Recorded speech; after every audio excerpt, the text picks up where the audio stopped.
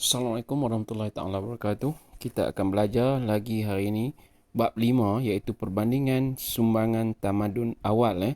Okey, kita akan belajar berkaitan dengan perbandingan tamadun-tamadun awal dunia itu. Jadi tolong beri perhatian. Apa yang kita nak belajar adalah subtopik 5.2 iaitu perbandingan sumbangan tamadun awal dunia. Mari kita terokai satu persatu perbandingan ini. Ya anak-anak, sebelum ni kita dah belajar 5.1 kan? So kita dah tahu.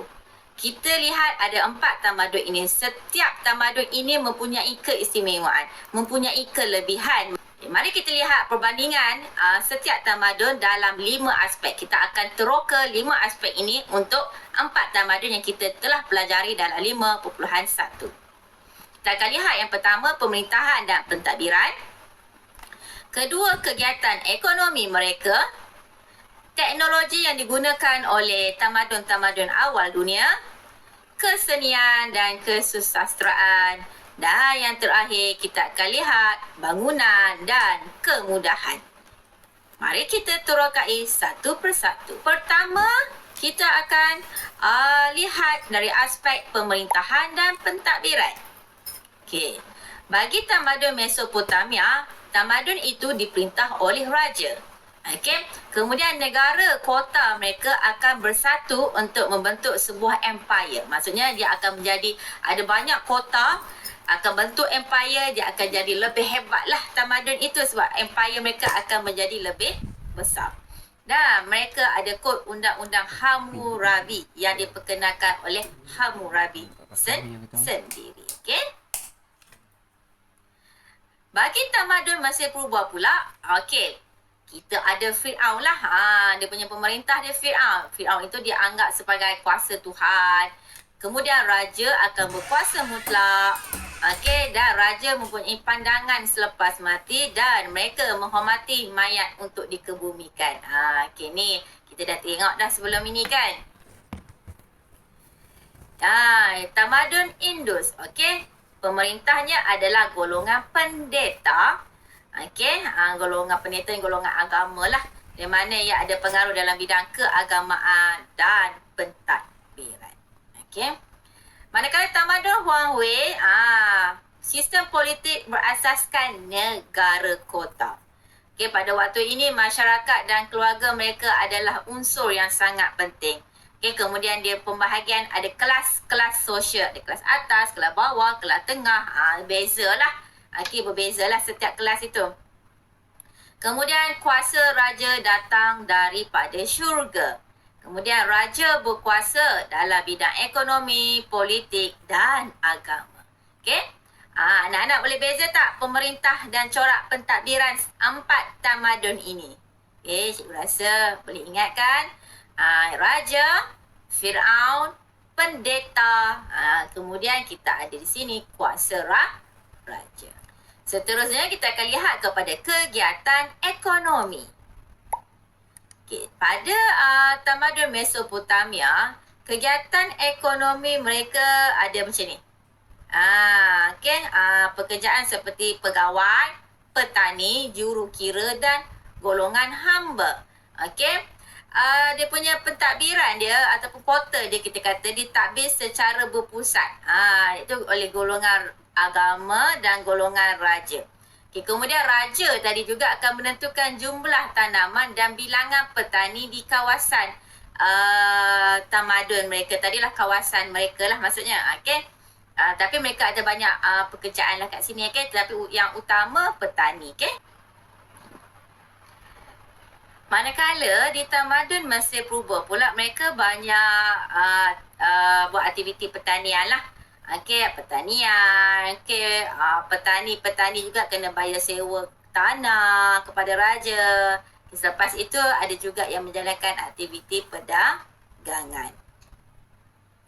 Tamadun Indus, okey, nampak tak pertanian adalah sumber ekonomi mereka. Mereka tanam barley, gandum. Kemudian ada juga yang menternak haiwan seperti lembu dan kambing. Ni kain kapas tadilah, okey, tenunan kain kapas, buat kerja logam. Kemudian perdagangan. Ni kita dah teroka pada bab 5.1 tadi. Kan? Boleh ingat lah kan?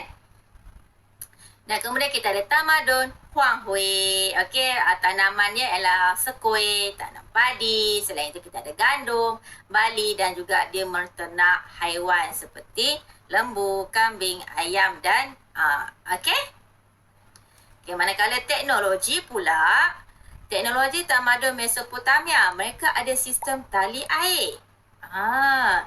Bercipta gangsa, buat roda, ada roda nampak ni kan, roda kan, ada saur, bajak, kemudian ada sistem nombor, kemudian ada kalender 12 bulan, mencipta emas dan mencipta kertas daripada daun papirus.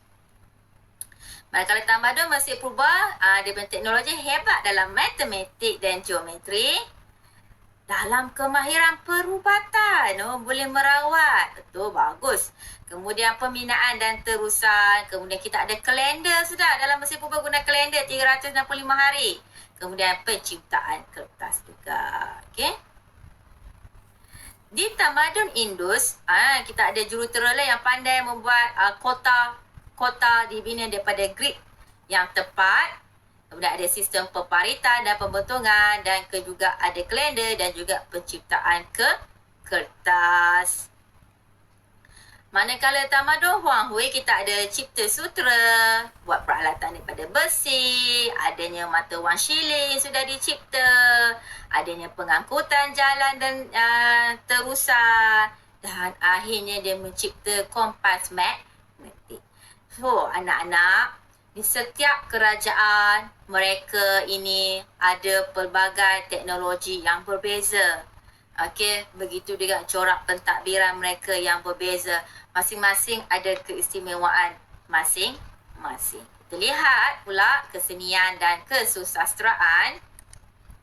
Mesopotamia dia menggunakan tulisan cuneiform. Ini contoh cuneiform lah. Okey, penduduk pandai membuat nukilan puisi.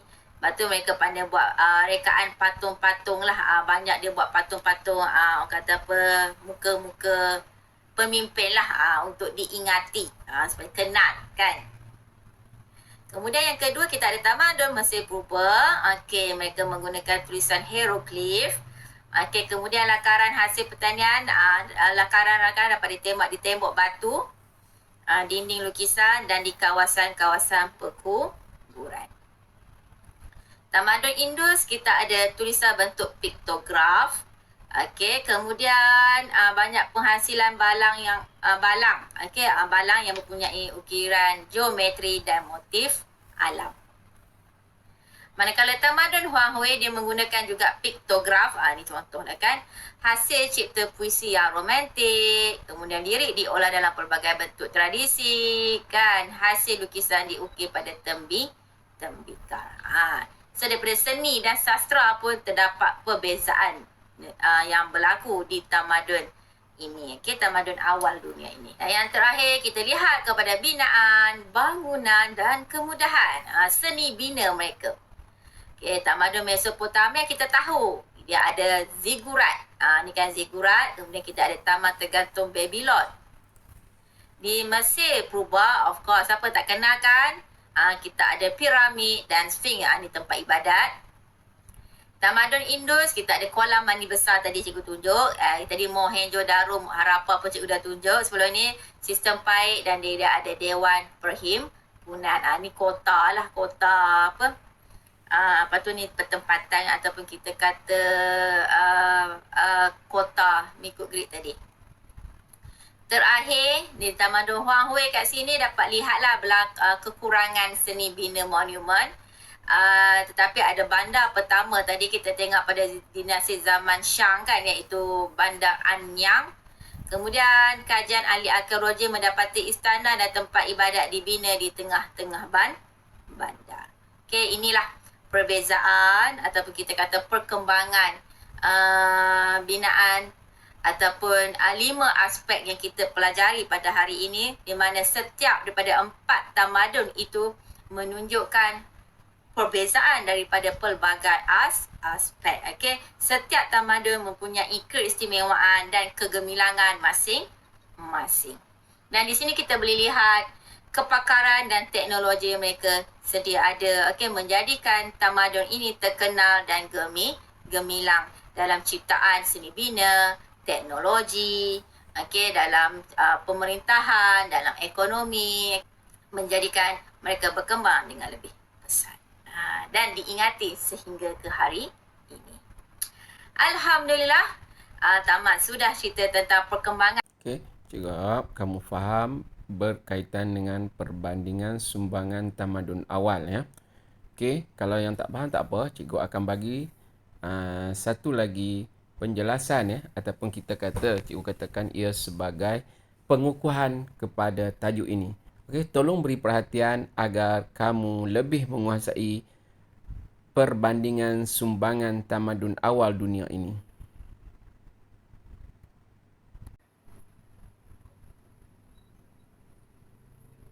Okey, amin ya rabbal alamin. Semoga Allah Subhanahu Wa Taala memberikan kefahaman, memberikan permudahkan untuk anak-anak murid memahami apa yang kita belajar untuk pagi ini, insya-Allah. Dan juga semoga Allah memberikan kesihatan yang baik untuk anak-anak murid. Semoga terus bersemangat dalam menghadiri kelas PDPR. Tak kiralah subjek sejarah ke ataupun subjek-subjek lain. Dan juga kita bersyukur juga kerana Allah masih memberikan kita masa yang memberikan kita ruang masa lah, memberikan masa yang baik. Jadi anak murid, manfaatkanlah masa itu dengan sebaik-baiknya, dengan benda-benda yang berfaedah. Okey, baik. Sebelum kita meneruskan PDPR kita pada pagi ini, sebelum itu suka juga untuk cikgu ingatkan, ada beberapa perkara yang murid-murid perlu patuhi sepanjang kita menjalankan PDPR kita pada pagi ini. Yang pertama, seperti biasa, anak-anak murid diminta untuk menghantar komen dengan menggunakan bahasa yang sesuai, bahasa yang baik, bahasa yang sopan. Kemudiannya yang kedua, kalau ada di kalangan anak-anak murid yang menggunakan kita pada pagi ini, kita akan sambung balik tajuk yang kita dah belajar. Berkaitan 5.2 perbandingan sumbangan tamadun awal. Kita dah sentuh perbandingan 4 tamadun tadi. 4 tamadun Mesopotamia, tamadun Mesir Purba, kemudian tamadun Indus dan tamadun Huanghe. Itu kita dah lihat perbandingan. Cumanya untuk hari ini kita masuk lebih detail. Maksudnya lebih terperinci. Lebih terperinci dari segi aspek pemerintahan dan pentadbiran. Kemudiannya kita melihat juga berkaitan dengan sistem ekonomi. Kemudian kita melihat juga berkaitan dengan teknologi. Dan seterusnya lah. Baik. Jadi kita cikgu sharekan dulu. Jadi anak-anak murid boleh buka muka surat 108. Hari ini kita akan sentuh berkaitan dengan pemerintahan dan pentadbiran untuk tamadun Mesopotamia secara terperinci. Jadi kerajaan Mesopotamia ini yang mana mereka terkenal kerana mempunyai kerajaan yang kukuh. Maksudnya kerajaan yang kuat, yang stabil, di bawah pemerintahan yang bernama Hammurabi. Pemerintahan Hammurabi. Maksudnya dalam pemerintahan Hammurabi ini, pemerintahan untuk Mesopotamia ini berada dalam keadaan stabil. Kukuh. Maksudnya macam tu. Jadi Hammurabi ini telah membina beberapa bangunan serta memperbaiki memperbaiki ataupun memperbaik sistem pungutan cukai. Memperkemaskan lah maksudnya. Memperkemaskan sistem pungutan cukai yang sedia ada. Memperkemaskan, kita kata menambah baiklah sistem pungutan cukai tersebut. Yang mana dia telah meningkatkan kegiatan perdagangan. Dia meningkatkan kadar menambah baik berkaitan sistem pungutan cukai, dan kemudiannya Hammurabi ini pun meningkatkan kegiatan perdagangan. Ni cikgu cuba slow sikit lah. Jadi murid-murid cuba berikan tumpuan. Dan insya-Allah mudah-mudahan murid-murid boleh memahami. Dan kemudiannya yang mana usaha Hammurabi ini, maksudnya dia telah membuat usaha, mengusahakan maksudnya dia telah mengusahakan beberapa yang kita sebutkan tadi, yang mana usaha ini telah membawa kepada kemakmuran terhadap Empire Babylon. Empire Babylon. Yang mana Hammurabi juga, beliau ini terkenal kerana mewujudkan undang-undang yang dikenali sebagai Kod Undang-Undang Hammurabi. Dia juga telah mewujudkan satu undang-undang yang dikenali sebagai Kod Undang-Undang Hammurabi.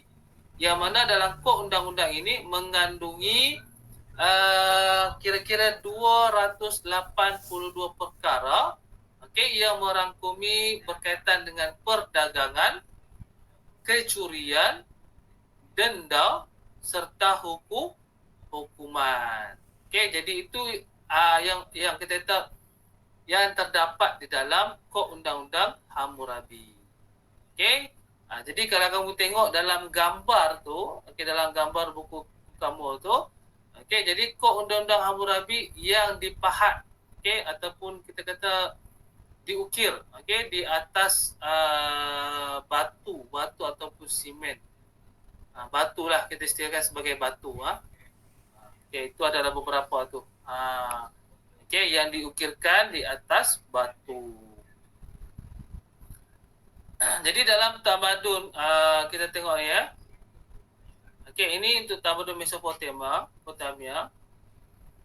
Dan kemudiannya kita melihat pula kepada tamadun Mesir Purba. Tamadun Mesir Purba. Tadi kita melihat tamadun Mesopotamia dalam aspek pemerintahan dan pentadbiran secara detail. Maksudnya tamadun Mesopotamia ini berada dalam keadaan stabil di bawah pemerintahan Hammurabi. Kemudiannya yang mana Hammurabi telah membina ataupun membaiki kita kata sistem pungutan cukai dan sebagainya lah. Itu berkaitan tamadun Mesopotamia. Kemudiannya kita melihat untuk tamadun Mesir Purba pula macam mana. Jadi dalam tamadun Mesir Purba ini, yang mana raja ini dikenali sebagai Fir'aun.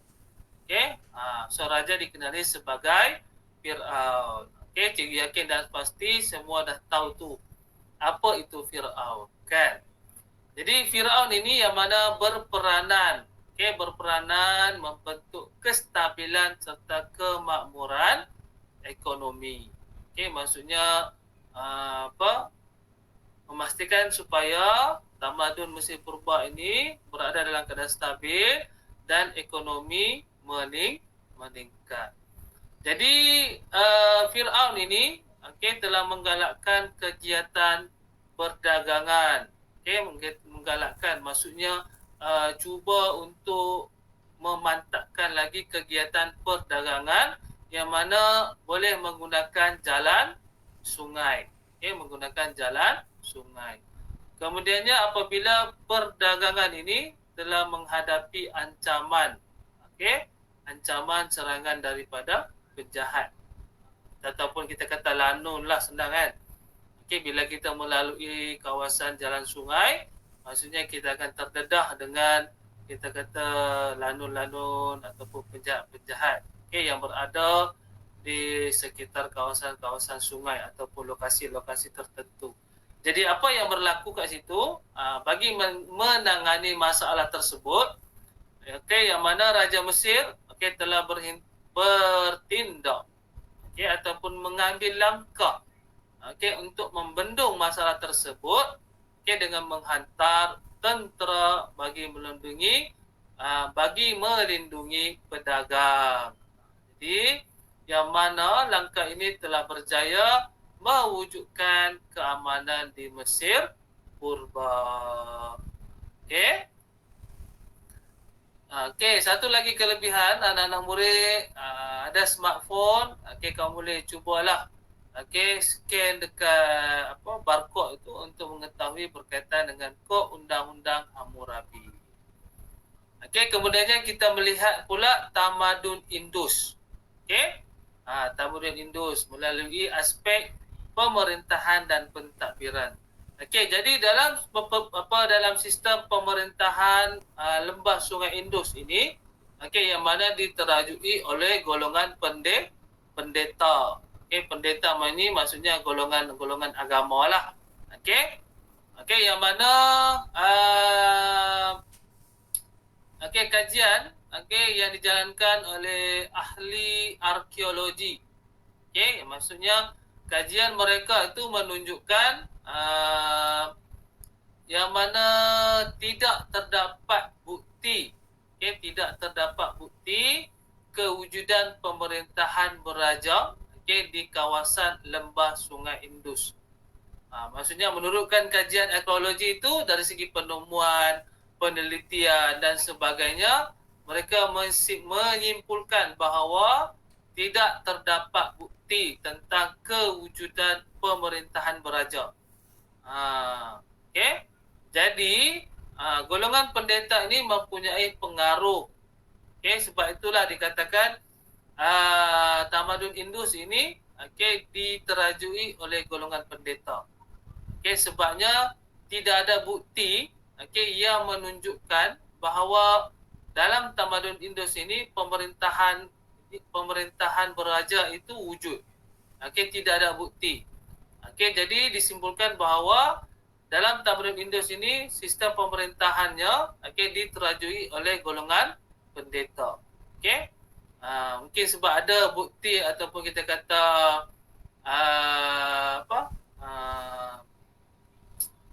hasil kajian ataupun penemuan berkaitan dengan golongan-golongan pendeta ni, jadi menyimpulkan macam itulah. Jadi golongan pendeta ini juga mempunyai pengaruh. Sama ada pengaruh dari segi keagamaan, bidang keagamaan, dan juga pengaruh dari segi pentadbiran. Jadi itu berkaitan dengan tamadun Indus. Kemudiannya kita beralih kepada tamadun Huang Ho ataupun Huang He.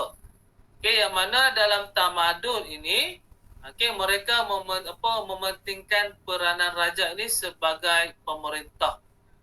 Jadi mereka mementingkan peranan raja ini sebagai pemerintah.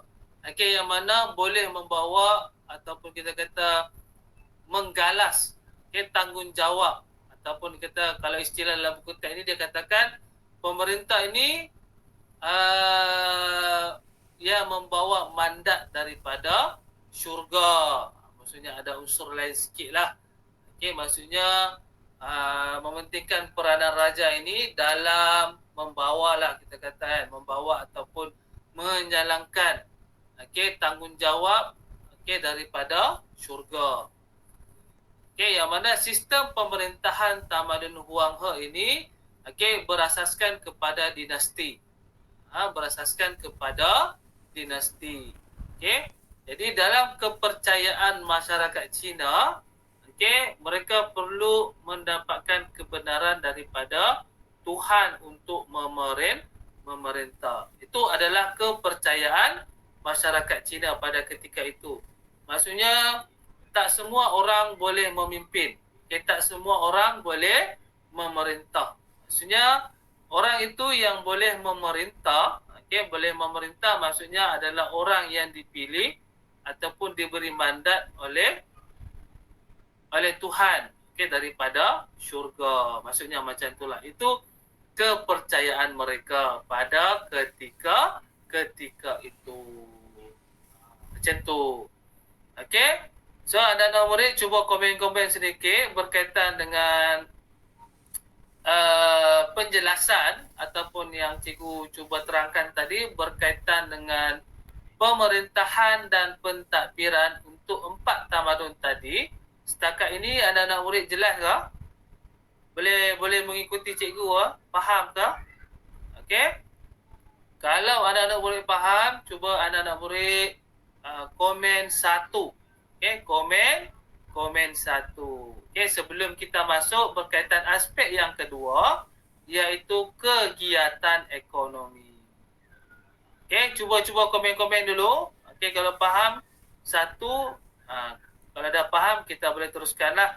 Okey, kalau ada sebarang pertanyaan ataupun kemuskilan, okey, jadi murid-murid bolehlah meletakkan pertanyaan ataupun kemuskilan anak murid itu di dalam ruang live ataupun ruang chat yang diberikan. Okey, dan cikgu berharap juga anak-anak murid tidak meninggalkan cikgu berseorangan di dalam PDPR pagi ini. Kan? Macam itulah. Okey? Setakat ni faham berkaitan kegiatan ekonomi, pemerintahan dan pentadbiran untuk 4 tamadun tadi. Kan? Cikgu berharap anak-anak murid faham, faham, dan insya-Allah mudahan anak murid juga boleh dapatlah mencatat poin-poin penting di dalam buku nota masing-masing. Alhamdulillah. Okey, jadi kita teruskan kepada tajuk yang kedua. Okey, tajuk yang kedua ataupun aspek yang kedua. Okey, iaitu kegiatan ekonomi. Okey, kegiatan ekonomi. Okey, sekejap ya. Okey, kegiatan ekonomi. Jadi kita sentuh dulu aspek yang kedua, kegiatan ekonomi untuk tamadun Mesopotamia. Okey, yang ni anak-anak murid boleh buka muka surat 109 dalam buku tab. Okey, jadi dalam tamadun Mesopotamia ini berkaitan dengan kegiatan ekonomi ataupun pengkhususan kerja. Okey, ataupun pengkhususan pekerjaan. Maksudnya pengkhususan ini, contoh kita kata kalau kita bahagikan kepada 4 kegiatan. Okey, pertanian, penternakan, perdagangan dan pentadbiran. Jadi itu yang dipanggil sebagai pengkhususan. Pengkhususan kerja. Ada yang kerja pertanian, ada yang kerja penternakan, ada yang kerja perdagangan, ada yang kerja bahagian pentadbiran. Kemudiannya dalam pertanian itu buat aktiviti kegiatan pertanian apa, penanaman apa, padi, penanaman bali, gandum dan sebagainya. Dia pecah pula. Jadi itu yang kita panggil sebagai pengkhususan. Okey. Jadi dalam kegiatan ekonomi ataupun pengkhususan pekerjaan ini berlaku apabila wujudnya lebihan hasil pertanian. Maksudnya wujud pengkhususan kerja itu apabila ada lebihan daripada hasil pertanian. Okey, yang mana masyarakat sebelum ini bekerja sebagai petani. Okey, masyarakat sebelum ini bekerja sebagai petani. Okey, pekerjaan utama mereka sebagai petani. Tetapi pekerjaan itu telah bertukar. Telah bertukar menjadi peniaga. Sebab apa? Contoh kita kata, mereka pertama asalnya membuat pertanian penanaman padi. Okey, contoh. Okey, jadi mereka menanam padi, kemudiannya menuai hasil. Okey, menuai hasil. Lepas tu tuaian mereka tu telah kita kata dibahagi, dicatur dan sebagainya, kemudiannya ada lebihan daripada pembahagian tadi. Okey, daripada hasil pertanian tadi. Jadi lebihan itu, okey, lebihan itu perlu dah kena buat apa? Maksudnya mungkin didagangkan ataupun dijualkan. Okey, ataupun diniagakan, dijual kepada orang lain yang memerlukan. Jadi itu yang saya masukkan tadi, daripada petani bertukar menjadi peniaga. Bila ada lebihan hasil tanaman tadi, dia pekerjaan itu bertukar menjadi peniaga. Okey? Nampak jelas kat situ anak-anak murid? Setakat ni ya. Okey, jadi itu berkaitan dengan kita kata tadi. Bila asalnya daripada pertanian, kemudiannya bila ada lebihan hasil tadi, okey, kemudiannya pekerjaan petani itu bertukar menjadi peniaga. Kemudiannya pedagang. Okey, pedagang dan artisan. Okey. Ini ada beberapa kita kata pekerjaan lah, okey, yang terhasil. Okey, menjadi peniaga, pedagang, okey, dan artisan. So antara aktiviti perdagangan, okey, yang mana telah meluas, okey, sehingga kawasan lembah Indus. Okey, ini berkaitan dengan aktiviti perdagangan yang mana telah meluaskan lagi kita kata ataupun pergi lebih jauh sehingga ke kawasan Indus. Okey, lembah Indus. Jadi terdapat beberapa pengusaha tekstil. Okey, tekstil di Indus. Okey, maksudnya terdapat pengusaha tekstil seperti barangan tembikar dan alat keperluan harian. Okey, selain daripada itu ada juga pertambahan penduduk. Okey, pertambahan penduduk ini berlaku apabila peningkatan permintaan tukang, okey, tukang rumah bagi pembinaan rumah. Maksudnya bila kita kata penduduk makin ramai, okey, penduduk makin ramai, jadi penduduk memerlukan tempat tinggal. Okey, bila memerlukan tempat tinggal, dia kena buat rumah. Jadi bila kena rumah, dia memerlukan tukang mahir untuk membina rumah. Jadi permintaan untuk tukang rumah ini semakin meningkat. Macam tu kan. Okey.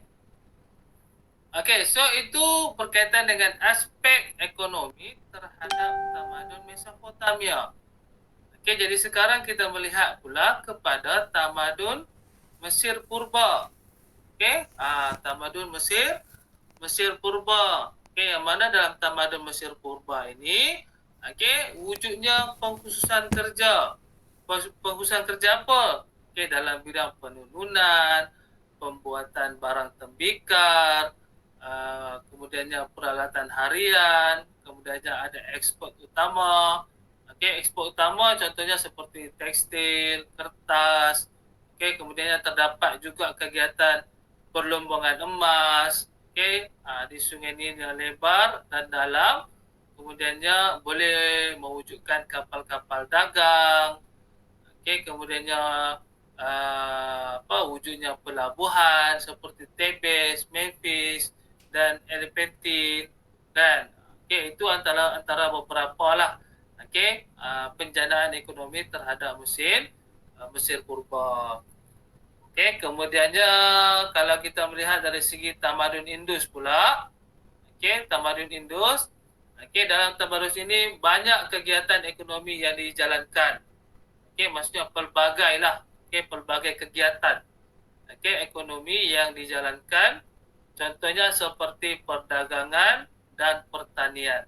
Okey, perdagangan, pertanian, pertukangan dan pembuatan.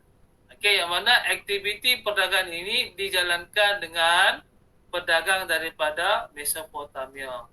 Okey, maksudnya aktiviti perdagangan ni berjalan antara tamadun Indus dengan Mesopotamia. Antara hasil perdagangan yang penting pada ketika itu termasuklah emas, gading gajah, manik dan kemudiannya hasil-hasil pertanian. So itu berkaitan dengan perdagangan. Manakala petani, mereka menjalankan aktiviti bercucuk tanam. Terutamanya bagi tanaman makanan seperti bali, kacang. Itu aktiviti petani. Kemudiannya berkaitan dengan artisan. Artisan ini yang terlibat dalam penghasilan barangan logam dan tembikar. Artisan ni kalau kita sekarang kita panggil sebagai designer lah, designer. Mereka cipta, membentuk produk-produk ataupun barang-barangan yang boleh digunakan untuk masyarakat. Itu tamadun Indus. Kemudiannya tamadun Huang He. Jadi dalam aspek ekonomi ini tamadun Huang He memberikan banyak memberikan sumbangan. Yang mana masyarakat dalam tamadun Huang He ini amat prihatin terhadap pembangunan pertanian. Maksudnya mereka mengambil berat terhadap pembangunan pertanian, yang mana mereka membina terusan untuk mengairi kawasan pertanian. Kemudiannya pembangunan dalam pertanian dapat membawa kepada kemajuan dalam teknologi seperti pembajakan, kemudiannya wujudnya penciptaan cangkul, sabit, dan kemudiannya petani juga menggunakan sistem batas untuk tujuan penanaman. Jadi secara keseluruhan untuk tamadun Huang He ini mereka banyak berkisarkan kegiatan pertanian.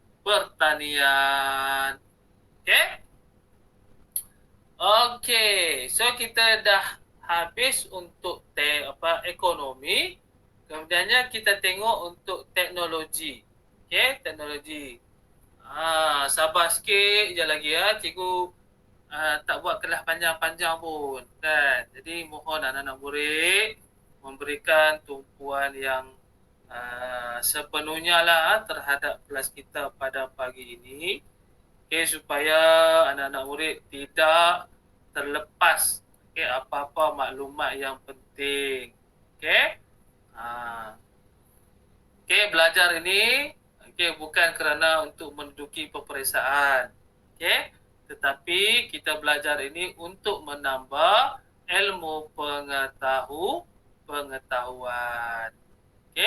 Apa kita kata peperiksaan atau apa exam itu adalah untuk kita sekadar menguji. Sekadar menguji sejauh mana penguasaan kita terhadap subjek-subjek yang kita pelajari. Macam tu. Kan? Jadi berkaitan dengan teknologi. Berkaitan dengan teknologi ni. Cuba komen-komen dulu untuk anak-anak pelajar yang bersama dengan cikgu ni. Setakat ni berkaitan dengan pemerintahan dan pentadbiran, kemudiannya berkaitan dengan sistem ekonomi. Ada apa-apa kemusykilan tak? Ada apa-apa kemusykilan tak? Kalau ada, cubalah.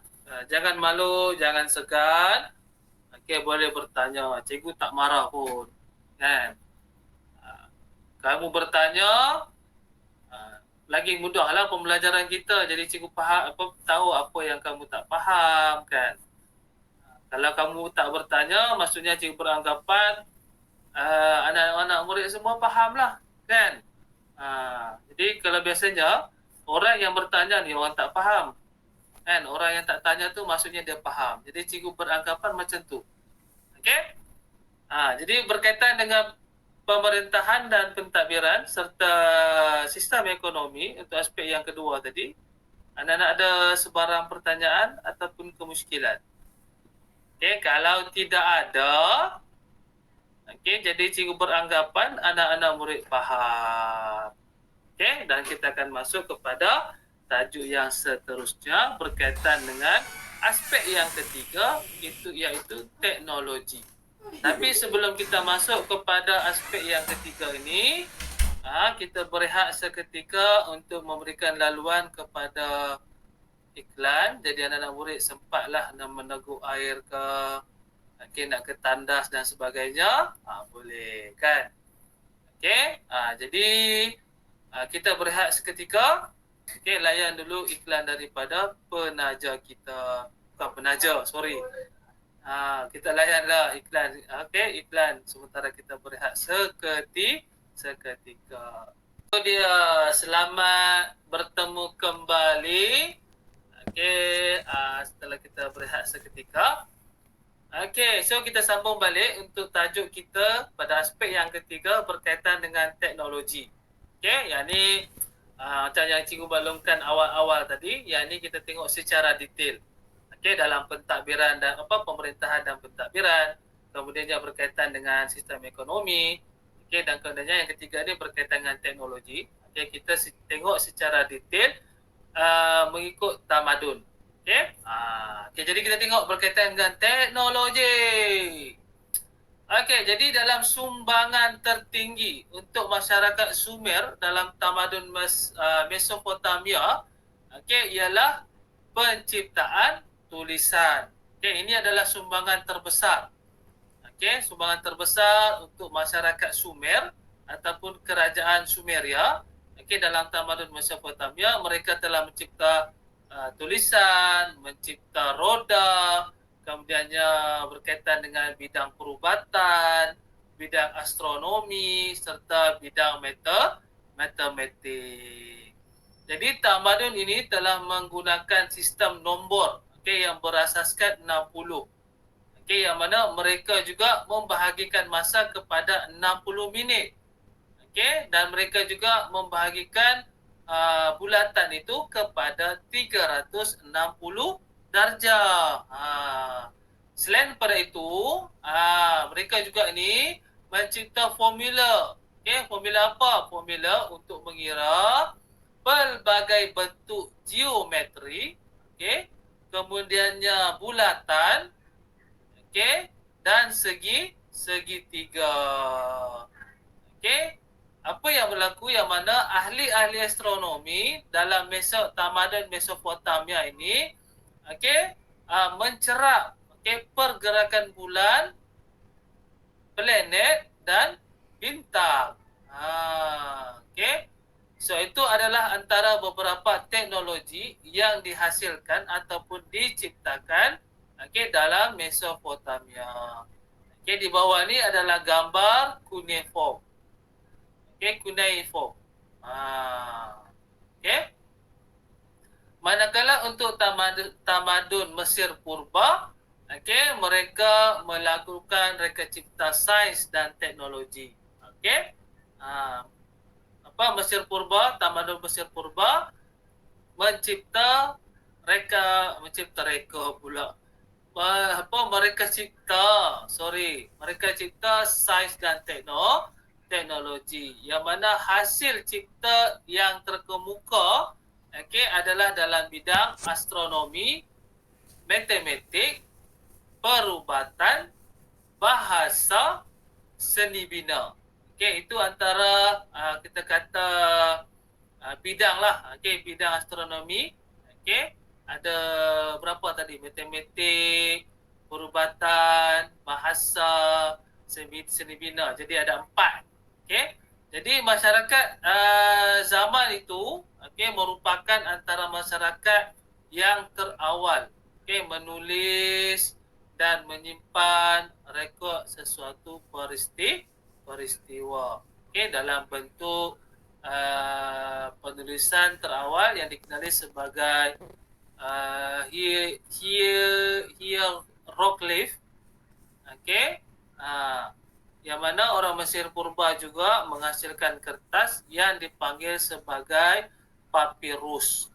dan mencipta dakwah hitam. Mencipta dakwah hitam untuk menulis.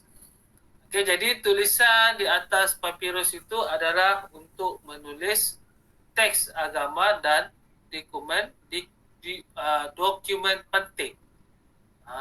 Maksudnya tulisan di atas papirus, maksudnya kertas lah. Kertas itu dipanggil sebagai papirus.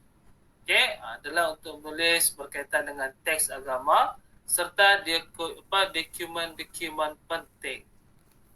Jadi di bawah itu adalah tulisan hieroglif oleh masyarakat Mesir purba, berbentuk gambar. Kalau kita lihat ke sini, berbentuk gambar. Teknologi untuk tamadun Indus yang mana masyarakat lembah Indus ini telah mencapai ataupun mencapai kebolehan mengukur sukatan panjang dan masa dengan tepat. Yang mana mereka juga merupakan masyarakat terawal yang mencipta sistem menyukat berat dan sukatan. Mereka yang mencipta. Kemudiannya bata-bata yang dibina mengikut ukuran saiz yang tepat. Selain daripada itu, kebolehan lain yang mereka miliki untuk masyarakat tersebut ialah mencipta tembaga, gangsa dan timah. Jadi kemuncak untuk pencapaian dalam tamadun Indus ini dapat dilihat, maksudnya kita melihat melalui pembinaan bandar yang terancang. Bandar apa? Bandar seperti Mohenjo-daro, yang mana mempunyai kita kata pembinaan tersebut sistematik lah, sistematik. Pembinaan bandar Mohenjo-daro itu secara sistematik. Dan kemudiannya tamadun Huangho, mencipta tulisan daripada lukisan. Selain daripada itu mereka juga mencipta alat-alat pertanian daripada kayu dan besi. Selain daripada itu penghasilan alat pertanian yang mana banyak membantu kegiatan ataupun petani, memudahkan petani dalam kegiatan pertanian. Khususnya dalam penanaman padi. Yang mana masyarakat tamadun Huanghe ini terlibat dalam penciptaan benang sutra, matawan siling, dan kemudiannya juga penciptaan kompas magnetik. Dalam kat bawah tu ada beberapa gambar. Itu adalah perkembangan korektor tulisan Cina. Macam tu berbentuk. Yang di atas itu adalah simbol purba, berbentuk macam apa ni. Kemudian kat bawah itu adalah askara moden, yang sekarang lah, maksudnya mungkin digunakan lah, yang digunakan. Yang dulu asalnya seperti simbol purba tu. Kemudiannya berlaku revolusi, peningkatan dari segi zaman ke zaman, jadi timbullah aksara moden.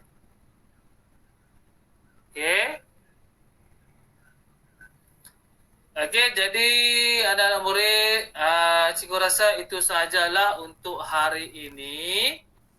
Kita sampai kepada 3 aspek sahaja. Iaitu yang pertama kita ada sentuh berkaitan dengan pentadbiran dan pemerintahan dan pentadbiran. Kemudiannya kita dah melihat juga berkaitan dengan ekonomi, sistem ekonomi, aspek ekonomi. Kemudiannya yang ketiga kita dah sentuh berkaitan dengan aspek teknologi. Jadi untuk aspek kesenian dan kesusasteraan ini, kita akan sentuh pada kelas yang akan datang. Jadi itu sajalah pada cikgu. Cikgu berharap anak-anak murid semua dapatlah capai objektif yang kita cuba dapatkanlah untuk hari ini dalam kelas PDPR kita. Okey? Ada apa-apa sebarang pertanyaan? Sebelum kita mengakhiri kelas kita pada pagi ini. Okey, cikgu harap kamu dapat faham berkaitan dengan perbandingan sumbangan tamadun awal. Okey. Dan selepas ini cikgu akan beri beberapa soalan kuis untuk kamu jawab sebagai menguji pemahaman kamu berkaitan dengan bab 5.2 iaitu perbandingan sumbangan tamadun awal. Okey. Semua perlu menjawab kuis-kuis yang akan cikgu berikan nanti. Okey, selamat mencuba.